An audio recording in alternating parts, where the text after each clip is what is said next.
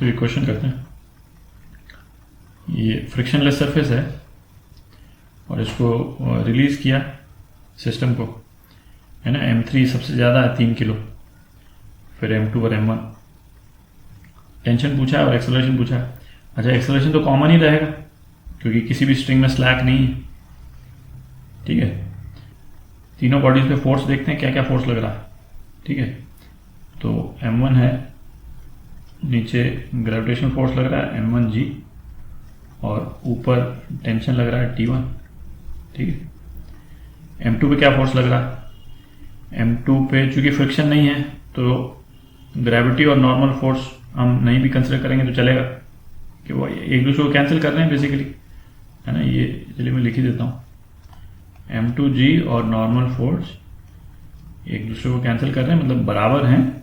और चूंकि फ्रिक्शन नहीं है तो इसलिए नॉर्मल फोर्स का कोई सिग्निफिकेंस नहीं है दैट वे, ठीक है। अच्छा, तो इस पे क्या फोर्स लग रहा है? एक तो इस तरफ लग रहा है टेंशन, और ये वाला टेंशन इसको इस तरफ खींच रहा है T2, ठीक है।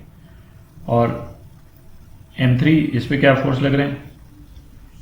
नीचे M1G लग रहा है और ऊपर T2 लग रहा है, ठीक है। अच्छा, ये चूंकि M3 सबसे भारी है तो ये तो हम सेफली मान सकते हैं कि एक्सेलरेशन नीचे की तरफ ही हो रहा होगा और इसमें एक्सेलरेशन ऊपर की तरफ हो रहा होगा, ठीक है। तो अब इक्वेशन लिख लेते हैं तीनों इसकी। तो यहाँ से M3 से शुरू करते हैं। तो M1G माइनस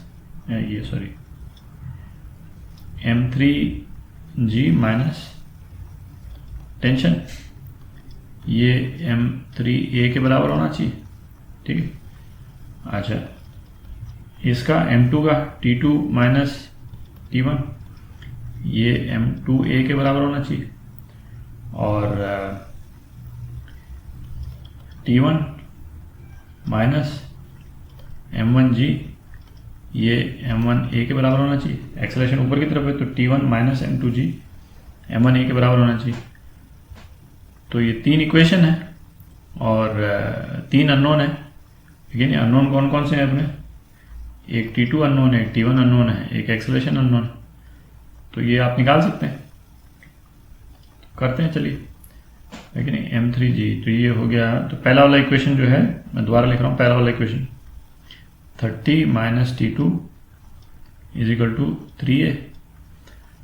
दूसरा वाला इक्वेशन लिख देते हैं, T2 minus T1 is equal to 2A। और ये तीसरा वाला इक्वेशन लिख देते हैं, T1 माइनस M1G 10। ये कितना हो गया? A, ठीक है।